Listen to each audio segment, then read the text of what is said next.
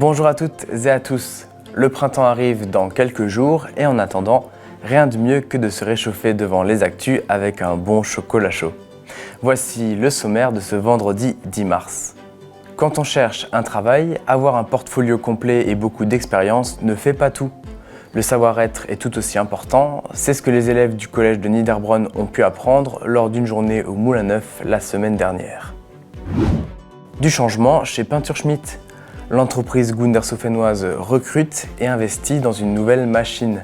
Derrière son nom, la chromatique, se cache un gain de temps et des coûts réduits. Le gérant nous explique son fonctionnement. Direction Dinswiller pour le dernier portrait des villages de la Comcom.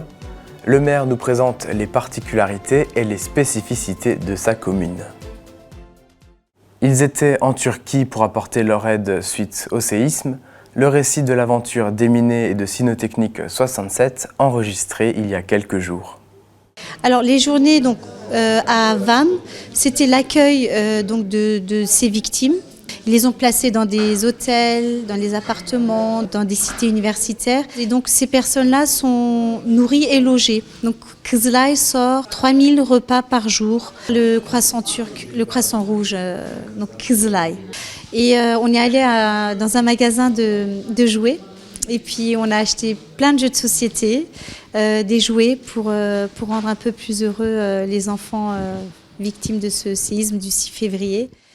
J'ai été contacté par Eric Zipper, qui est le président du Corps mondial de secours, à 7h le matin, le lundi matin. Et donc à 20h, j'ai eu mon ordre de mouvement, donc je suis parti du Val-de-Moder, ici, direction Charles de Gaulle. L'équipe était composée donc, de notre chef de mission, donc Eric Zipper, d'un chef d'équipe, d'un médecin, d'un infirmier et moi avec mes 2 chiens. On s'est déplacé dans les villes voisines et là en fait on voit toutes ces maisons qui sont juste de côté. On dirait vraiment une guerre. En fait on a l'impression qu'il y a une guerre tout simplement. On était sur Malassia, qui est une ville à 50 km de la frontière syrienne, une ville de montagne.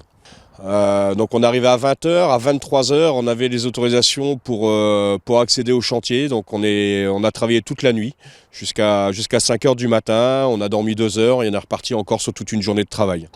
Alors arrivé à Gaziantep, donc Kızılay nous a pris et puis sur le chemin tout avait l'air plus ou moins normal et plus on s'est rapproché d'Islahiye.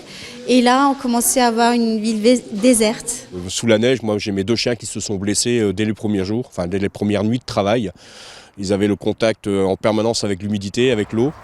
Bon, ça ramollit les coussinets et c'est sûr que ça coupe beaucoup plus facilement, quoi. Nous, on est allés dans le camp où il y avait 1000 personnes. La plupart, c'était des Syriens. C'était un stade de foot où il y avait... 500 tentes sur le terrain de foot. Ouais. Alors ils ont tout aménagé, il y avait les mobiles de cuisine, et puis il y a des salons de coiffure, il y a des petites classes. Une fois qu'on avait le feu vert, on faisait évacuer le chantier. Moi j'engageais un chien en recherche. Selon son travail, selon ce qu'il me disait, on pouvait envoyer un 2e chien pour confirmer. Et quand il nous faisait un marquage positif, on orientait les secours locaux en leur disant voilà, c'est plutôt ici qu'il faut creuser, il y a sûrement une personne vivante là. Donc tout corps humain dégage des effluves et le chien est capable de trouver ces effluves et de remonter ces effluves jusqu'à la personne. Donc ça va nous permettre de travailler sur du décombre, sur des personnes qu'on ne connaît pas. Bien sûr, c'est pas du chien de piste, hein, c'est des chiens de quête qui vont travailler sur du décombre. Le chien, lui, il est capable de nous détecter aussi des personnes qui sont inconscientes. Donc ça, c'est vraiment une force. Pour l'instant, il n'y a que le chien qui est capable de faire ça. Mais ça reste un élément de la chaîne de secours. Avec le chien, on a aussi en parallèle, on va travailler avec des caméras télescopiques, des caméras thermiques. On a plein de matériel qui viennent aussi en renfort du chien et pour confirmer aussi son travail. On est aujourd'hui au restaurant de la Charrue. Je remercie énormément Georges qui a fait l'intermédiaire pour collecter les produits d'hygiène. Ce qu'on retient, nous, c'est surtout le courage du peuple turc. Bon, nous, on était en Turquie, mais je pense qu'au niveau de la Syrie, c'était pareil. Dans ces moments-là, nous, on a toujours cette vision-là. Nous, on s'entraîne toute l'année sur ce genre de catastrophe. Là-bas, on est avec des familles, et ça, c'est le regard des familles, des victimes, c'est quelque chose qui prend aux tripes. Hein. Quand on est confronté à ça les premières fois, c'est pas évident. Maintenant, malgré tout la tristesse, on voit que ils sont contents qu'on soit là. Ils sont très très reconnaissants. J'ai vu des gens prendre mes chiens dans leurs bras et pleurer pendant 5 minutes en serrant le chien dans les bras. Le chien il se demandait ce qui se passait. Voilà, c'est des moments qui sont très très forts. La suite, oui, on organisera sans aucun doute en tant qu'ATSI, l'Association turque pour la solidarité internationale, avec d'autres structures bien sûr, des événements pour pouvoir apporter un soutien à toutes ces victimes du séisme. En cette période de l'année, les collégiens préparent leur avenir, nous l'avons vu à Reichshofen. Et cette semaine à Niederbronn-les-Bains, ils rencontrent des professionnels pour en savoir plus sur le savoir-être. Ils travaillent leurs compétences et apprennent à bien rédiger un CV ou encore à passer des entretiens d'embauche. Les 4e et 3e du collège Munch de Niederbronn-les-Bains se sont rendus au Moulin Neuf à la rencontre de professionnels, mais pas de forum des métiers sur l'orientation. Cette année, la forme est différente. Donc on s'est dit que pour relancer un petit peu la dynamique, plutôt que de faire un forum, on allait axer sur des choses beaucoup plus pragmatiques et concrètes, notamment dans la préparation des élèves pour la recherche de stages, jobs d'été ou places d'apprentissage tout simplement. Donc on va parler des fameux soft skills, donc les compétences comportementales, compétences douces, si on fait la traduction littérale, liées à la rencontre, l'attitude, la posture, la prise de parole. L'un des ateliers, très concret, était une simulation d'entretien d'embauche. Parce que le but d'un entretien, c'est de se vendre. Vous avez quelques minutes pour faire comprendre à la personne que vous êtes la personne idéale. Parlez-moi de votre ancien employeur ou votre ancien travailleur. Pour la démonstration, Jordan, du réseau d'animation intercommunale, montre tout ce qu'il ne faut pas faire. Ouais, je suis un peu en retard, désolé. Vous écoutez de la musique ? Ouais, ça m'aide à me canaliser. Ah, okay. C'est grave ? Les entreprises de toute taille étaient représentées. Il y avait Pôle emploi, le CFAI, Résilient, le réseau d'entreprises, Eras, Aptar, De Dietrich, Rheinheimer Transport, La Régie et Chrysaline Coiffure. Les professionnels apprennent aux élèves à se comporter en entretien et commentent les lettres de motivation ou CV que les élèves avaient préparées. Donc c'est bien, c'est bien. Ils tiennent des ateliers thématiques récapitulant l'essentiel du savoir-être et cela passe aussi par le non-verbal. Donc très souvent, ils n'étaient pas vraiment au courant de ce que ça peut être, le non-verbal. Donc on leur a donné quelques clés, on leur a fait ouvrir les yeux un peu vis-à-vis de l'existence de ce non-verbal. Les conseils leur serviront dans leur future recherche de job d'été ou d'emploi et même dans la vie de tous les jours. La classe Ulysse du collège Dolto découvre la magie du fond vert. Cette technique vidéo leur est présentée par votre chaîne TV3V. C'est notamment la méthode qui permet l'incrustation des cartes météo. Les élèves se sont essayés à l'exercice, un bon moyen de réviser la géographie. Ce n'est pas si évident qu'il n'y paraît, mais avec un peu d'entraînement, ils réaliseront bientôt un vrai bulletin météo pour le site internet du collège Dolto. Pour être plus réactif et fournir ses produits aux clients, l'entreprise Peinture Schmitt a investi dans une nouvelle machine. Grâce à celle-ci, les mélanges de pigments sont désormais faits sur place, sur le site à Gundershofen. Dans le cadre de son développement, l'entreprise Peinture Schmitt de Gundershofen a récemment investi dans de nouveaux équipements techniques. Un investissement nécessaire pour le gérant dans le but de réduire l'impact écologique et gagner en efficacité. Car auparavant, la mise à la teinte, c'est-à-dire le mélange, était fait à Strasbourg.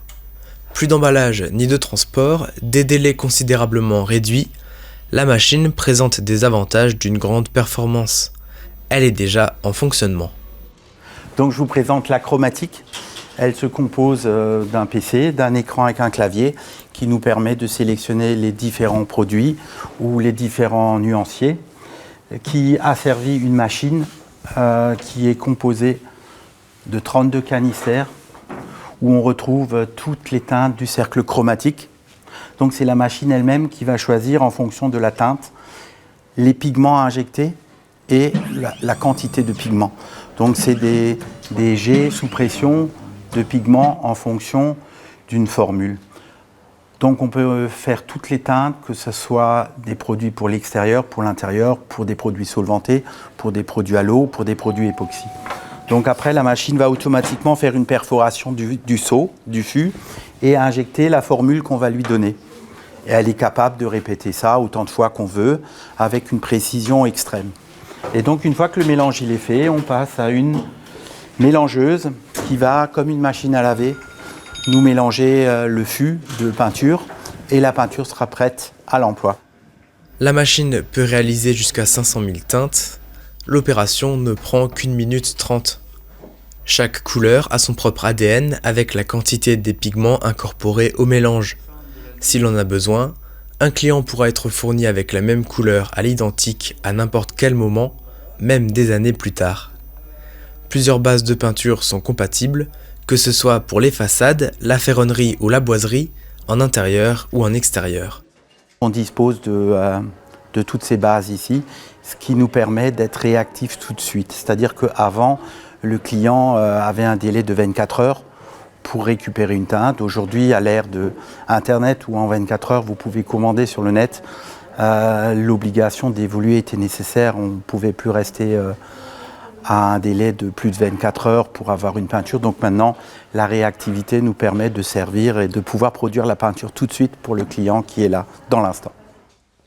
Depuis sa création en 1909, 4 générations de maîtres peintres se sont succédés à la tête de l'entreprise.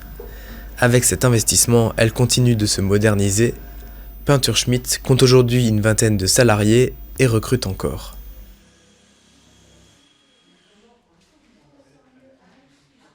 Notre tour des communes de la Comcom se termine avec comme dernier arrêt la commune de Dinswiller. Située entre Villers et Oberbronn en plein cœur des Vosges du Nord, le village est traversé par la Dinsel, mais Dinswiller ce n'est pas que ça, regardez. Bienvenue à Dinswiller. Nous allons à la rencontre de Christophe Werner, le maire de la commune, pour tout connaître sur ce petit village traversé par la Dinsel du Nord.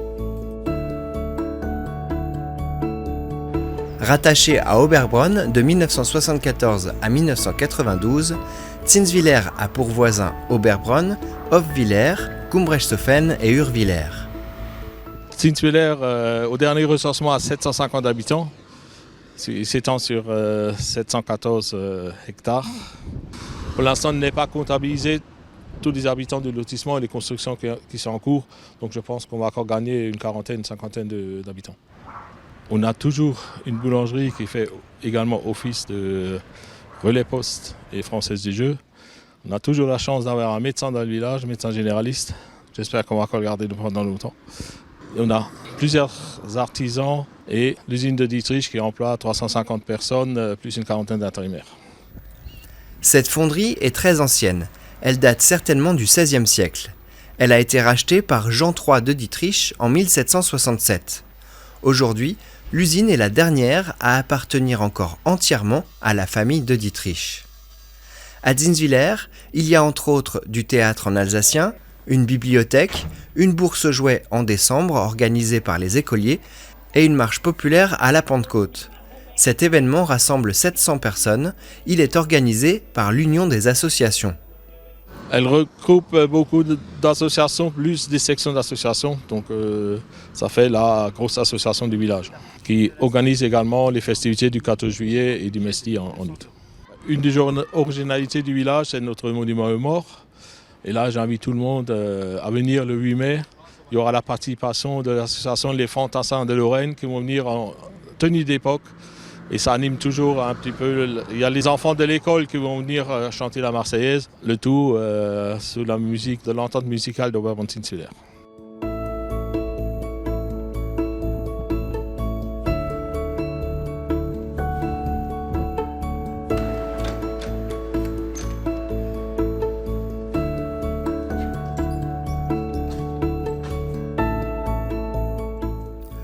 Au niveau des projets, la réfection de la rue d'Urvillers a été terminée en automne dernier.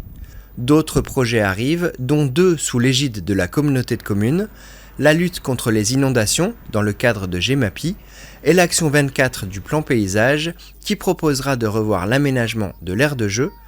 Des réunions et ateliers avec la population auront lieu au 2e semestre. Il y a 2 projets pour le premier semestre. C'est le renouvellement de la conduite d'eau des sources au réservoir. Pour le 2e semestre, c'est passer en tout LED pour l'éclairage public.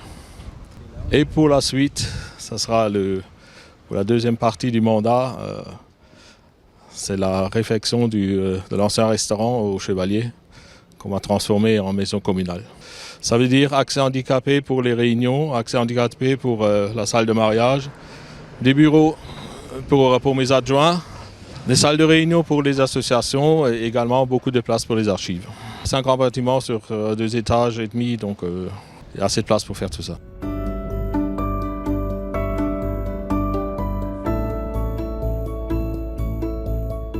Le portrait du village se termine. Nous retournerons bientôt à Zinswiller faire un peu de sport au club fitness ou voir les évolutions de ses projets. Comme ces images le montrent, l'urbanisation est active et présage d'une belle évolution du village de Zinswiller.